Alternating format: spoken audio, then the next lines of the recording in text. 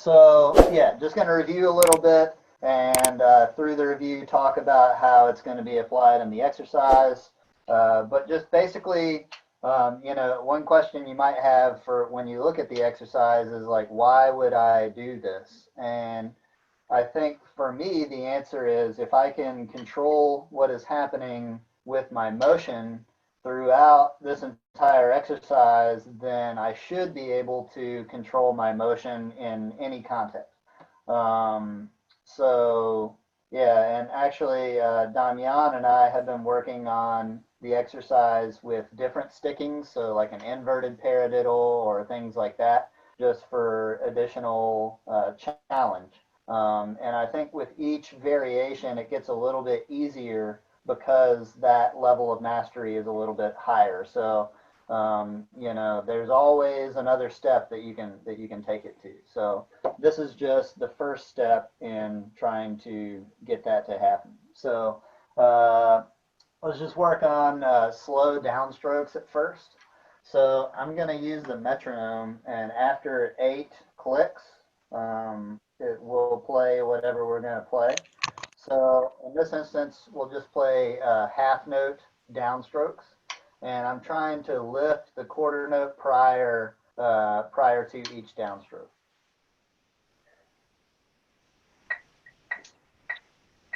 Five, six, 7, 8.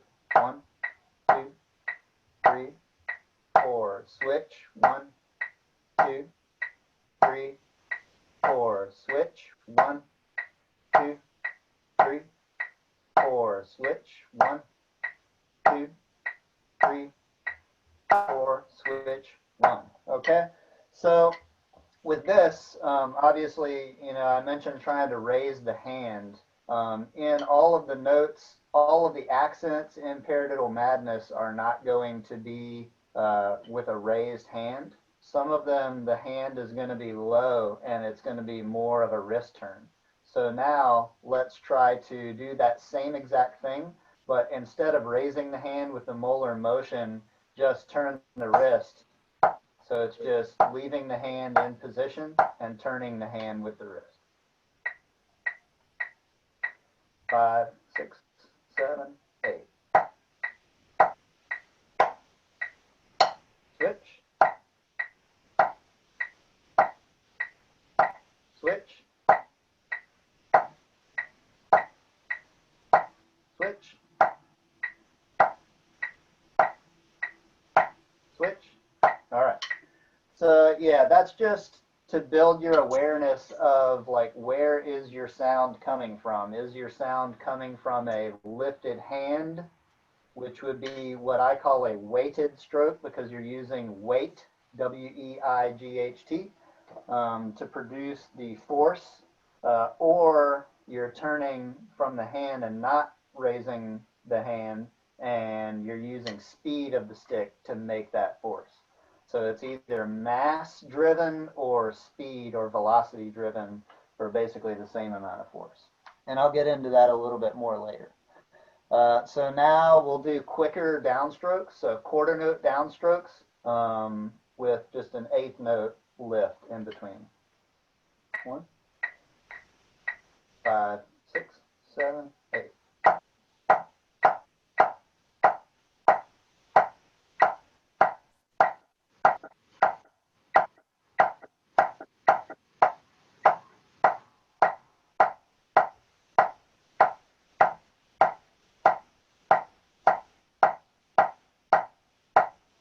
Okay, and all of those were downstrokes. So if you were playing this and you played it with rebound strokes,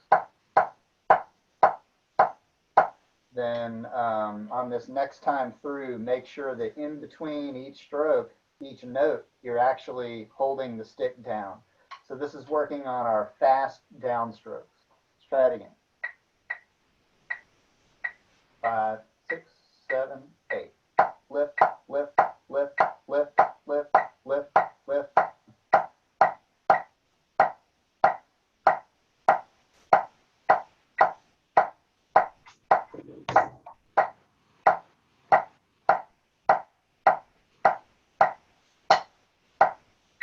Okay, And on these single-handed exercises, when you're doing something with one hand, you want to make sure that you're doing what you want to with the other hand.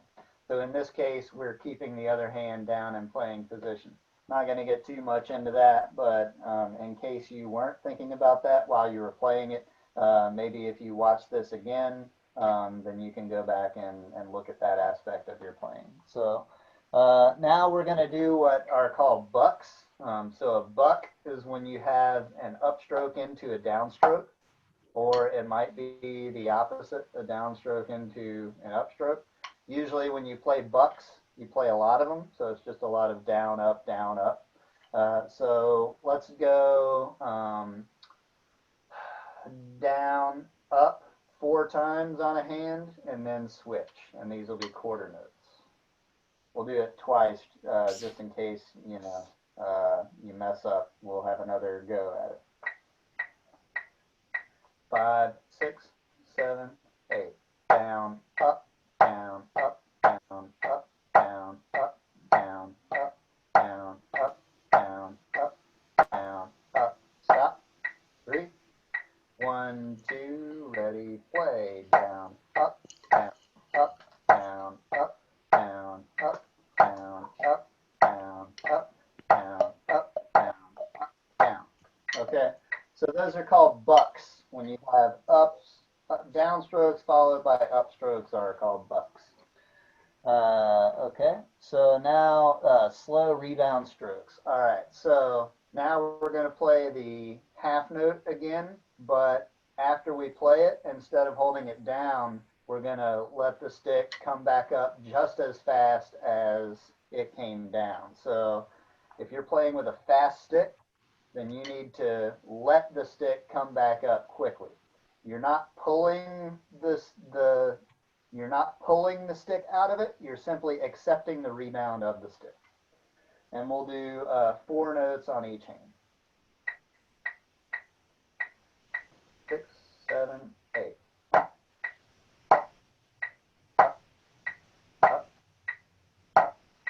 up, up, down. 1, 3, 1, 2, ready, play. No extra notes, Damian. Just kidding. Okay, so you'll notice I'm just going to point something out about my playing. Damian heard this from me the other day in his clinic, but I play at kind of this angle because my pad is angled, so I base everything off of that. And that just helps me keep my elbows relaxed instead of off to one side or something. So it's just something that I've tried to do is keep my right hand down and have everything be in relation to the whatever. So, I can like technically get my stick back, but I just choose to relax a little bit and let it be at an angle. Okay, now we'll do quicker rebound strokes. So we'll just quarter notes and that same idea of letting the stick rebound. Let's do 8 notes, 8 notes, 8 notes. 8, 8, 8, 8, stop. 5, 6, 7, 8. 1, 2, 3, 4, 5, 6, 7, 8. 1, 2, 3, 4, 5, 7, 8. 1, 2, 3, 4, 5, 6, 7, 8. 1, 2, 3, 4, 5, 6, 7, 8. Okay. So I'm trying to move this along quickly because I know we're all at various levels of this. We did a lot of this type of work in the first rehearsal for this. So if you were unable to watch that and you feel like later on when we actually start working some of these patterns you're not ready for it, then go back and watch the first video and then try to apply that stuff and go back and watch this video, which I think they said I think Lionel said that he's recording this. So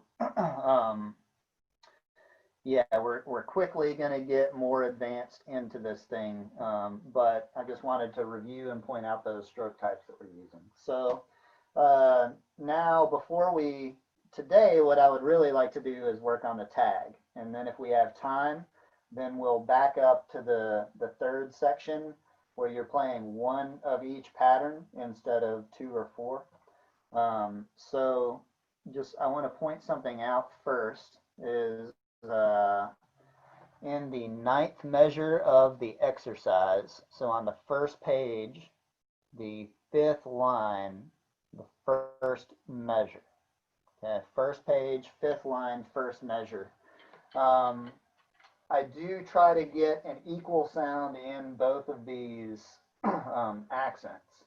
So something that I've kind of heard from various people when I see them play this exercise or a similar pattern is the sound might turn into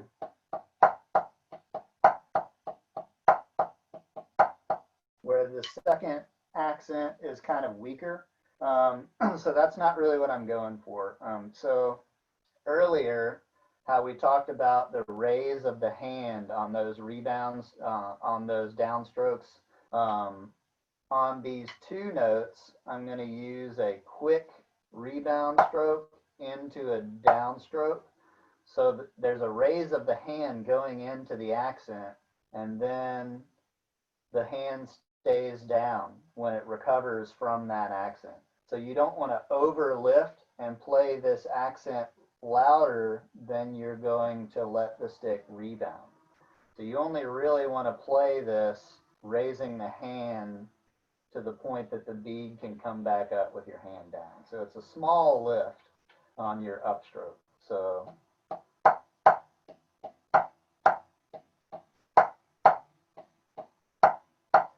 I'm just trying to point out that the first note of those double accent figures, my hand is raised, and then it comes down and hits, and then it stays down. So you don't want to try to lift for both notes either. Like, I want to play it really loud.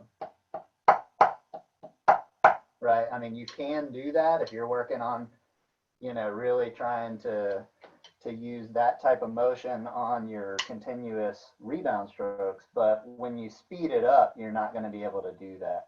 So I like to play it slow how I'm going to play it fast. So I do a small lift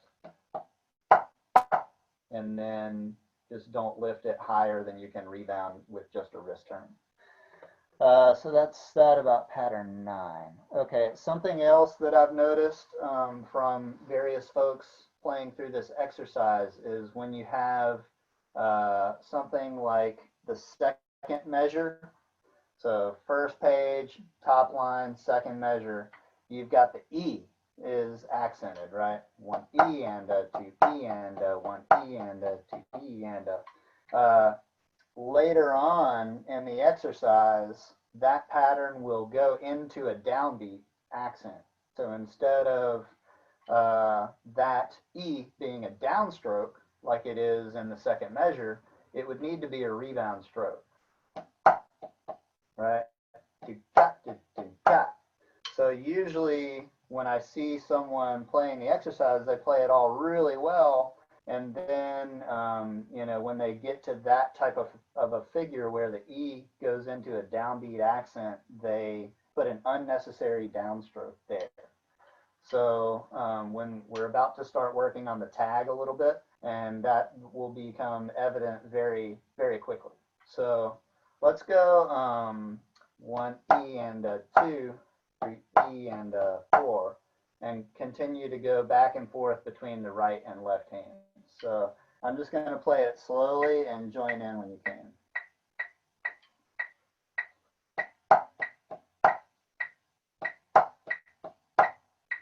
Paradiddle tap, paradiddle tap.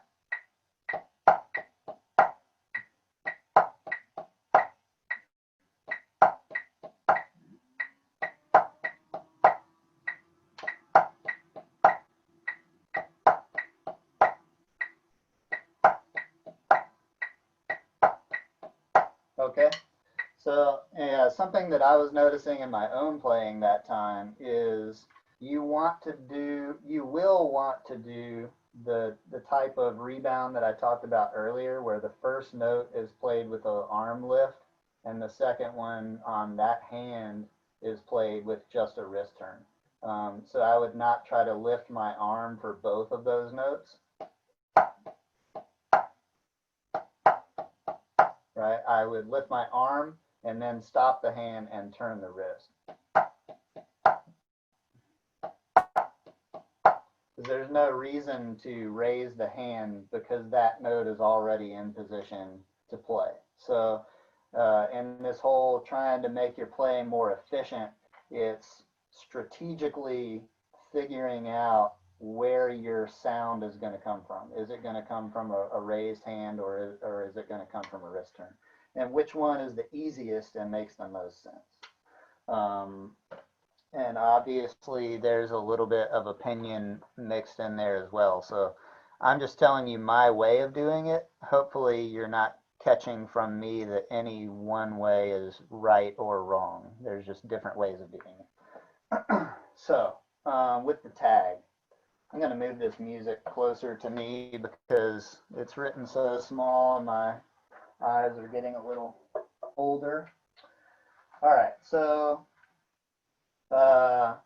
you won't really want to work on the tag unless you have worked on the previous pattern. So again, if you didn't watch the first video, go back and watch that before you try to do some of this, because you can really build in some bad habits, and then it'll be really hard to get out of that. So yeah, basically I'm going to try to not do this too slowly, because really you could look at every single note in this and describe, okay, that's a slow upstroke or a fast this or a slow that. But I'm just going to play it and I'm going to show you the motion that I use. And if anything sticks out to me, then I'll try to just point it out. But otherwise, I'm just going to play it a few times and then move on to the next type of pattern.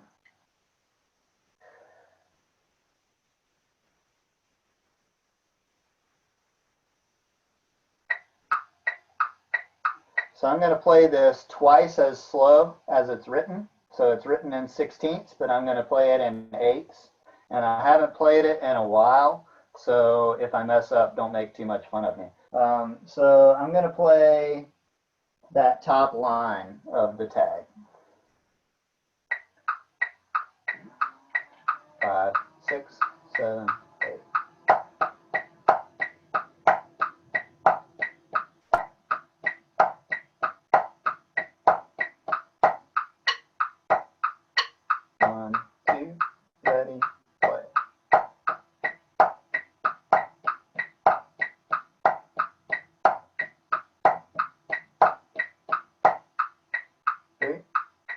One, two, ready, play.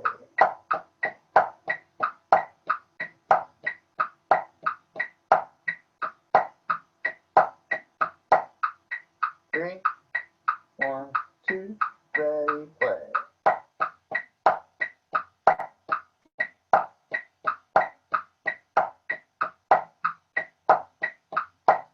Okay.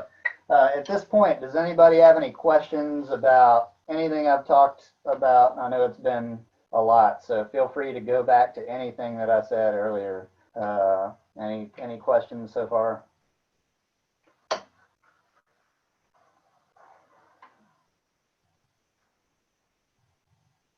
Excellent.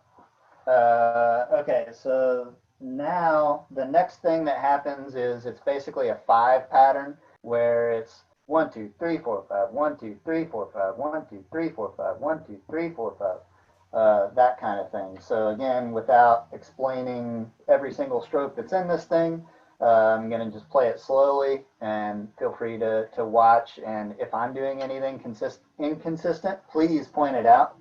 And I'm going to try to get through it. So yeah, let's play the second line here. 5, 6, 7, 8.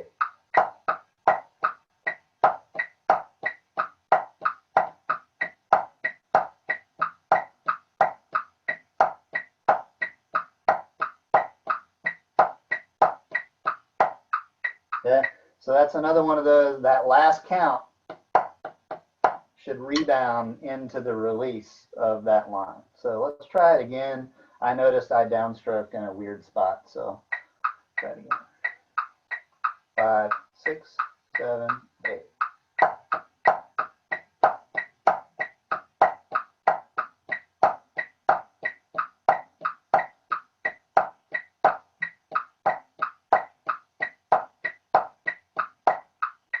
Three, 1, 2, ready, play.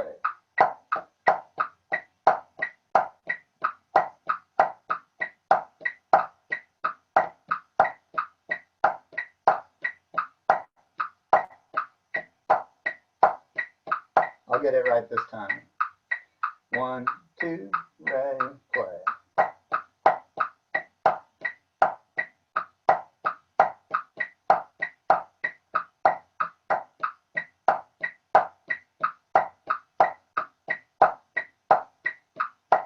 All right, finally got it. So yeah, just to talk about a few things. We're on the last page, the second line, and notice it's in 5/4. So I'm just pointing out, if I talk about beat 4, it's not the last beat of the measure. Beat 5 is. So looking at the of beat 4 should rebound into the E of 5, which should also rebound into the downbeat of that second measure of the line, which should also rebound into the and. So that left hand is really busy just staying up. So you got 4 strokes, you know, that you should not downstroke any of those lefts that I just talked about. So the same thing applies, just a little bit less with the right hand at the end of the line. That of 4 rebounds into the E of 5, rebounds into the downbeat of the next line. So you got 2 rebounds on the right, but you got like 4 of them in a row on the left. So let's pay special attention to that. 1, 3, same thing. 1, 2, 3, 4.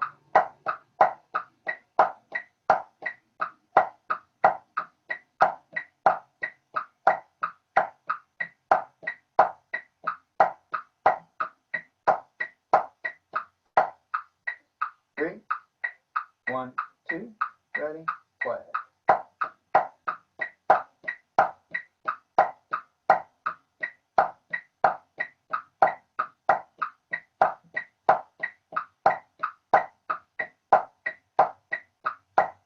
Okay, and again, you know, if we're moving too fast, I think this is being recorded, so you can come back and practice it. Maybe just make a note of how long it's been. I think we're probably about 20 minutes in. So if you got something to write on, you can write like 20 minutes in, you know, tag work or whatever, so you know where to fast forward through to get to this point. So, so now the third line of the tag, it takes the first line and it just adds an accent after the first line accents. So it's still a 3 pattern. It's just 1, 2, 3, 1, 2, 3, 1, 2, 3, 1, 2, 3. Okay. Are there any questions about the first 2 lines of the tag and what's happening physically there?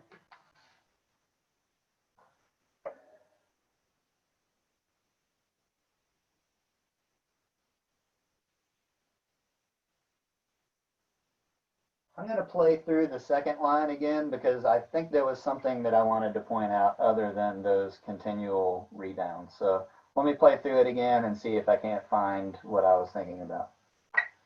Second line. 5, 6, 7, 8.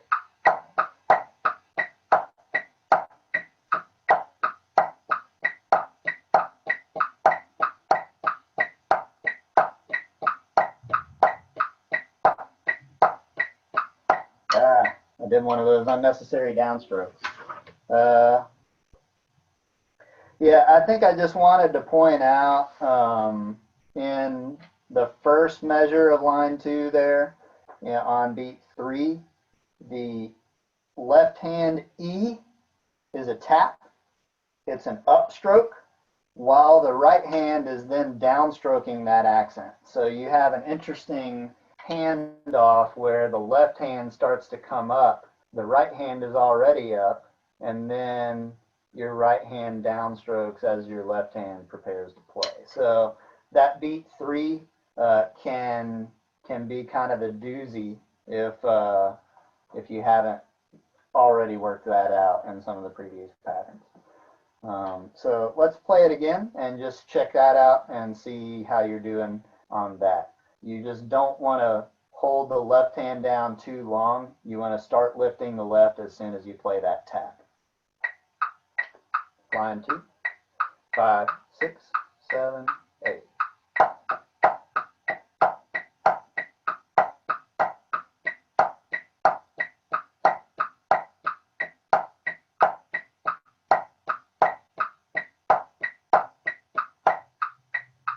Sweet.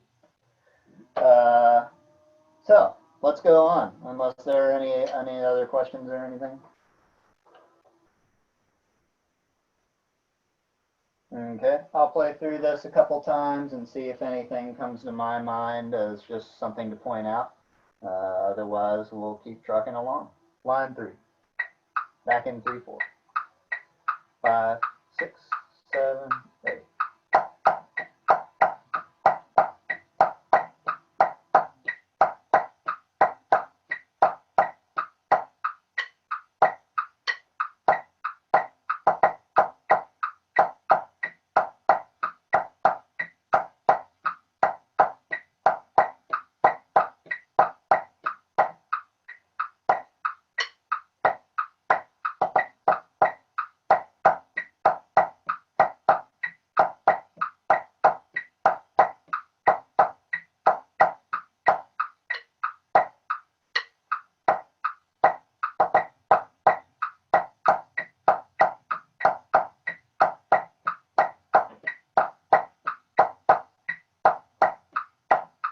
Yeah, so an interesting thing for me is the first half of the line is right hand lead. It's led with the right hand. And the second half is led with the left hand. So the interesting thing to me is that when you're leading with the right hand, the left hand has continual rebound strokes. And when you're leading with the left hand, the right hand has continual rebound strokes. So this is really challenging for me, actually, to play this slowly because I'm really having to think about all the notes. So it's good. It's good that we're doing this. So yeah, let's play that a couple more times. Everybody thinking about those rebound strokes, and then I'll pause for any questions. 5, 6, 7, 8.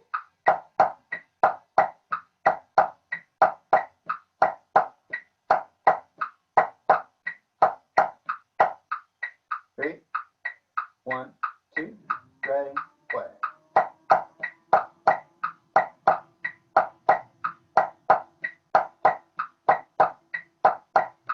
One more time.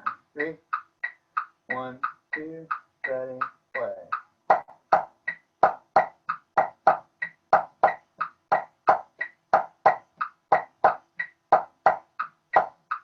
All right. Any questions, or you guys want to point anything out in there?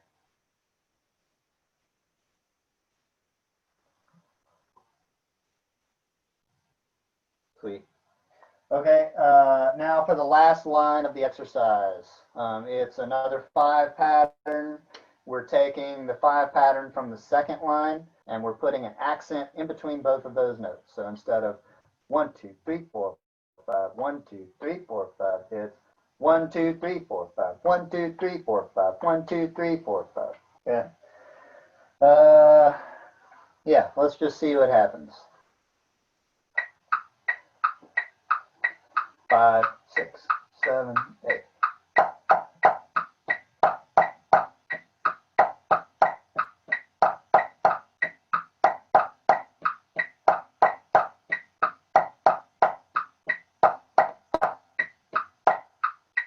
Three, 1, 2, 3, 4.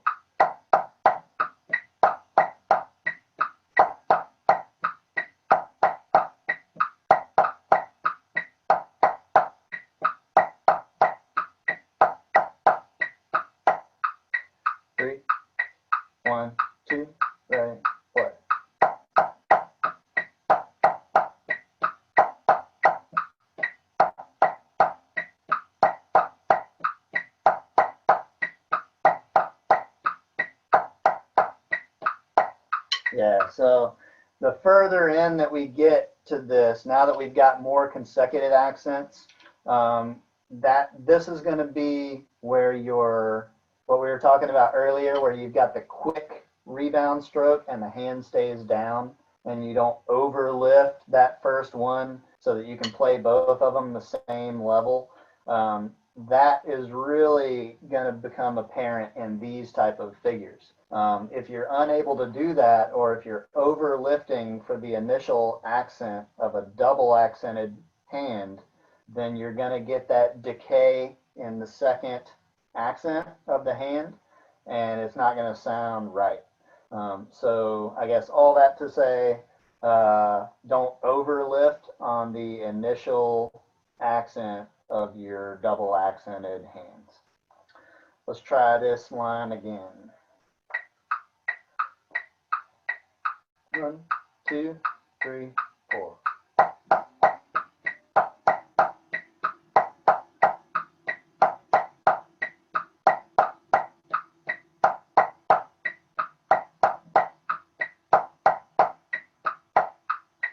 Three, 1, 2, ready, play.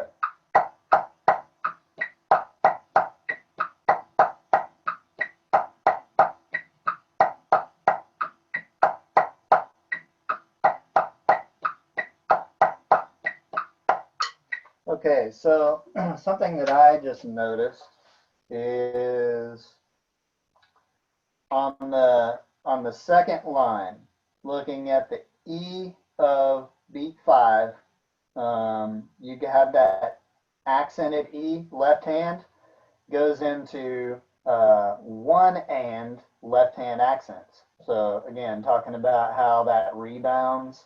The same thing happens in the same position on the last line. The E of 5 is rebounded into the downstroke of the last measure, which is also, a rebound stroke, yeah, which is also rebounded into the and. So there's 2 left-hand rebound strokes into that downstroke on the E of 2. So a lot of the last line is downstrokes, other than your quick rebound strokes. A lot of the other ones are downstrokes, weirdly, except for those that just kind of pop out to me as I need to remember to leave the left hand up after it hits that E of 5. So let's try that again. 5, 6, 7, 8.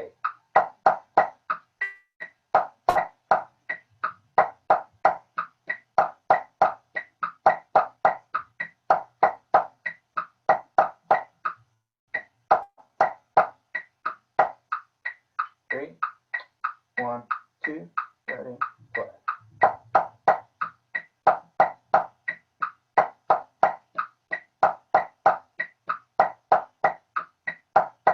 Sorry. Okay.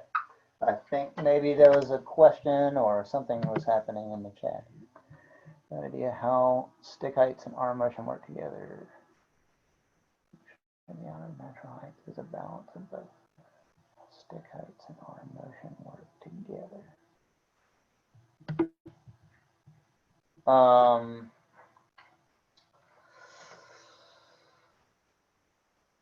I just think about it as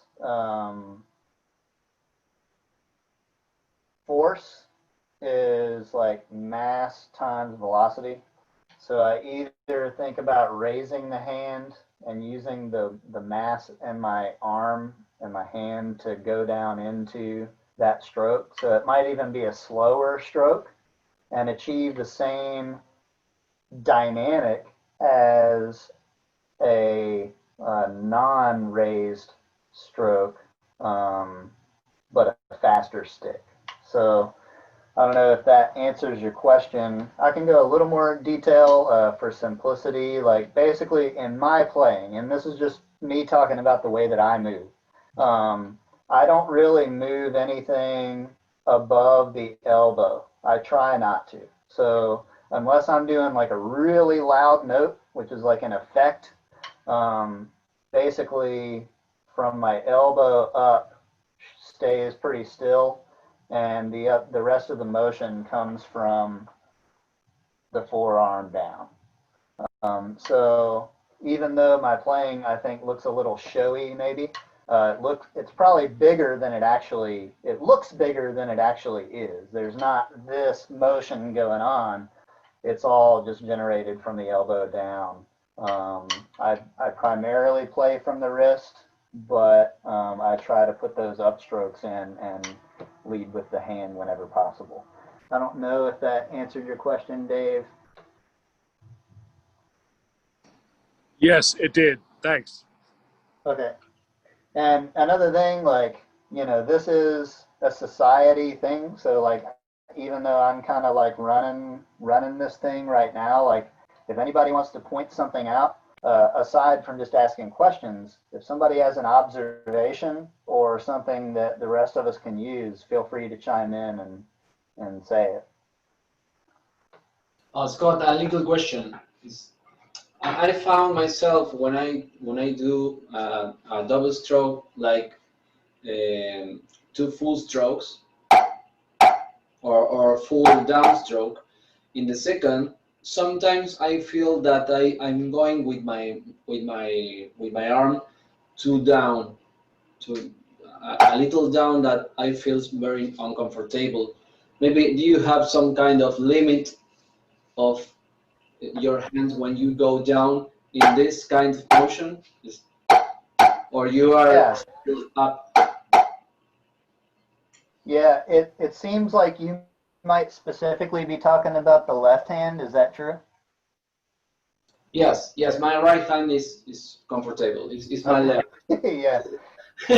Well, aside from your left hand is never going to feel as good as your right, no matter what the grip is or whatever. I think that's, we can just accept that. But when I say hold it down, I just mean let it go back to playing position, that height. So right here, you'll notice my left hand is significantly higher than my right hand.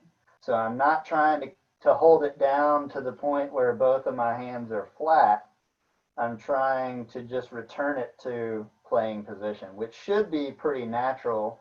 I'd say if that is too low, then you might just be playing too low. But yeah, I don't know. Like, I try to return it to that position of rotation there. So yeah, it's definitely easier with the left hand because of this grip to raise the hand to get the sound as opposed to just a wrist turn. And that's, again, part of why I have just accepted this instead of this, is because I don't believe that I need to get that back that far in order to get the same sound. I just need to work at moving the stick faster. I don't need to try to get it all the way back. But that's just my philosophy, and I'm probably a weirdo for that. So I don't know if that answered your question. But yeah, when you're thinking about holding it down, it definitely shouldn't go further down than your just relaxed playing position. Thank you. Yes, it's very clear. Russ, did you have something?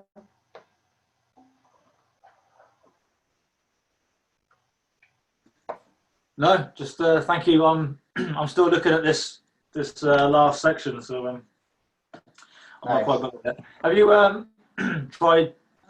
Would you suggest if you tried so splitting it, so just doing the right motions, so just looking at the right hands, doing the different strokes on that? Would that be something you could look at to help learn it, break it down, as to get the muscle memory for those strokes?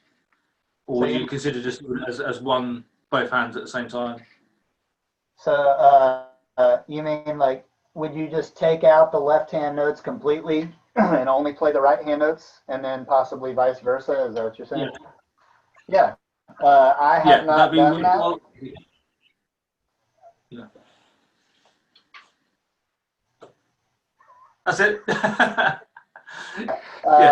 I have not done that, but I imagine you could do that if you wanted.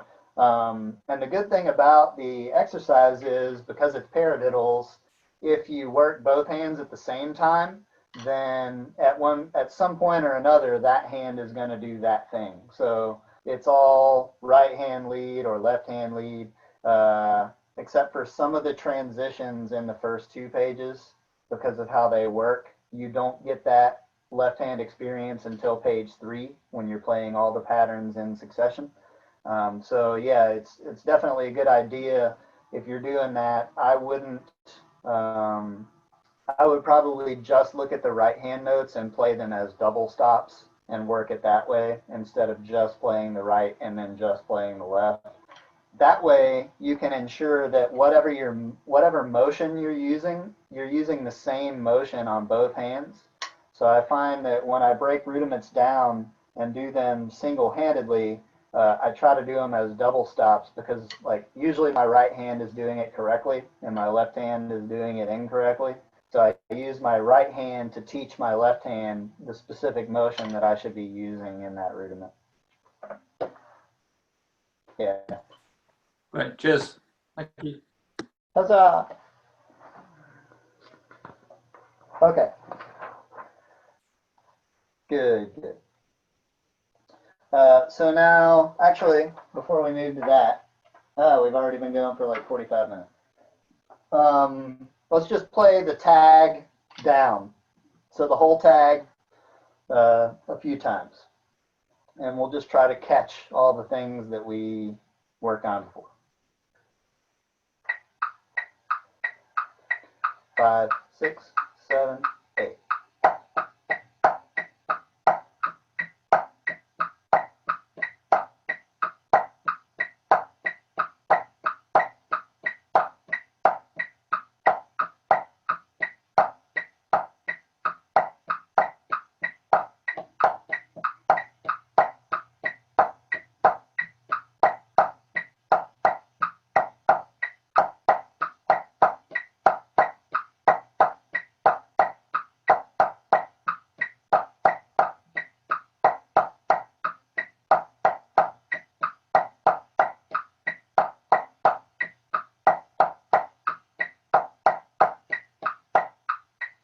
Three, 1, 2, ready, play.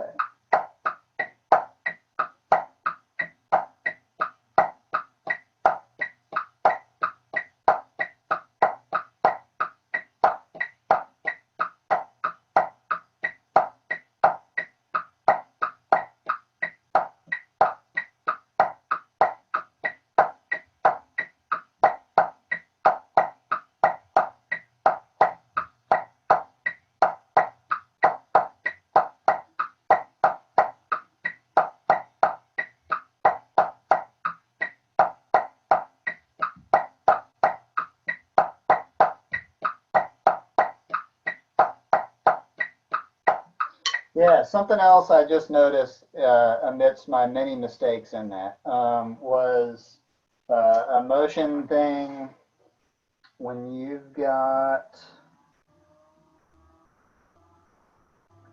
where is it?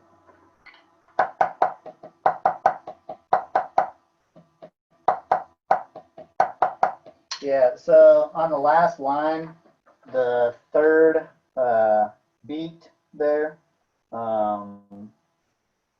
that left hand upstroke happens during the 2 right hand accents. So motion wise, you've got a lot going on in that 1 count to make sure that you're playing it correctly. You've got an arm lift,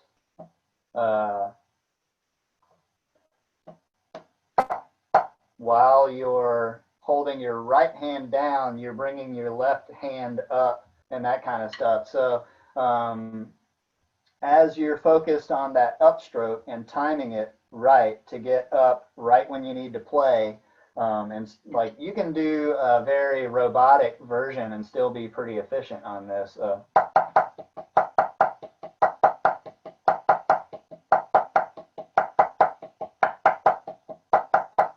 Where the upstrokes just happen like very quickly. But what I try to do is I time the upstroke so that it fills up that entire amount of space before it needs to be played.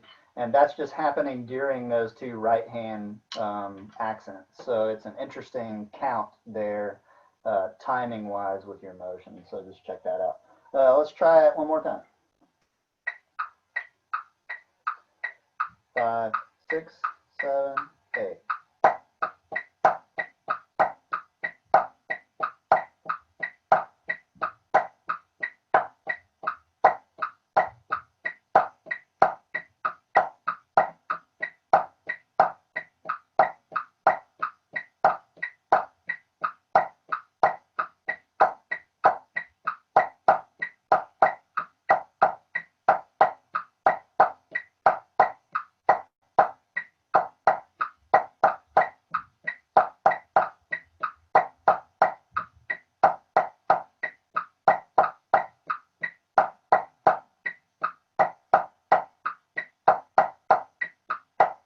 Damian, you're not supposed to laugh at the presenter, okay? Sorry. He's like, he downstroked that one. I saw it. Okay, let's try to play it a little faster. And I think these motions will start to make a little more sense faster. So I'm let's do it actually to 16th notes this time. And we'll still wait 8 full counts before we come in. 5, 6, 7, 8.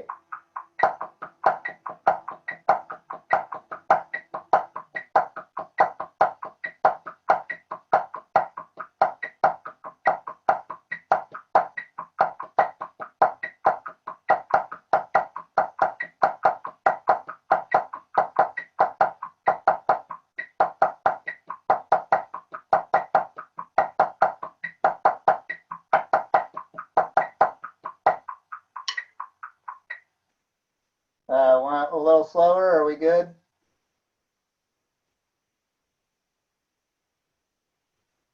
Faster? Let's try 80 beats a minute. 5, 6, 7, 8.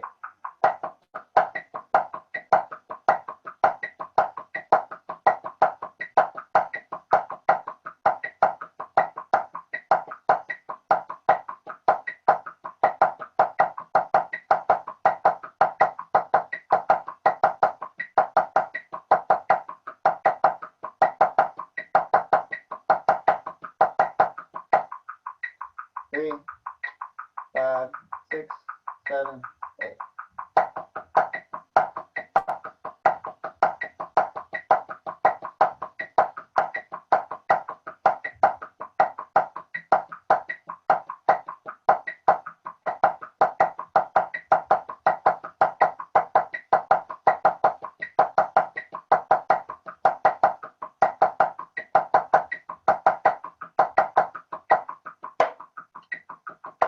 Oh, sorry, felt the groove a little bit there.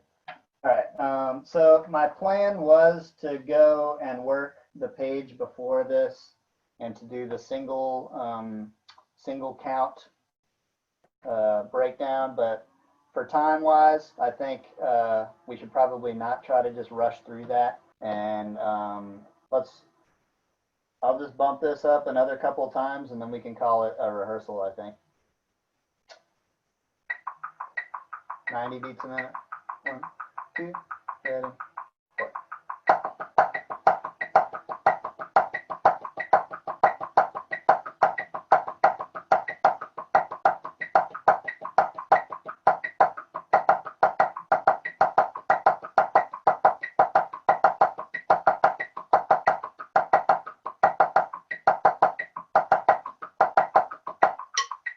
Yeah, it just really surprises me in this thing. It's like some of the lines that you would think there would be more rebound strokes, there are not as many. And some of the ones that you would think, just based on how many accents and everything, you would think that there would be more, there's less. And when you think there's less, there's more and all that stuff. So just really interesting to me. All right, 100 beats a minute. 5, 6, 7, 8.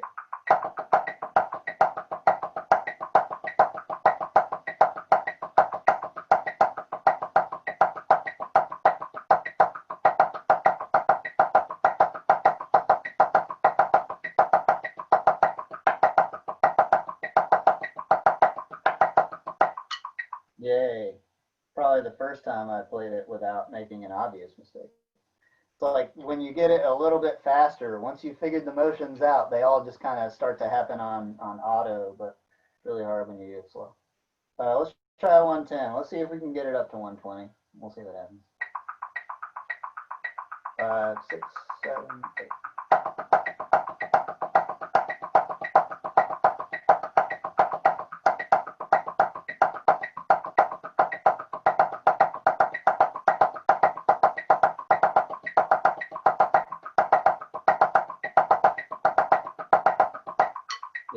Yeah, and obviously as it gets faster, the heights will come down. So these big molar strokes will turn into just like mini molar strokes. Anyway, that's a whole other discussion. But, all right, same. 5, 6, 7, 8.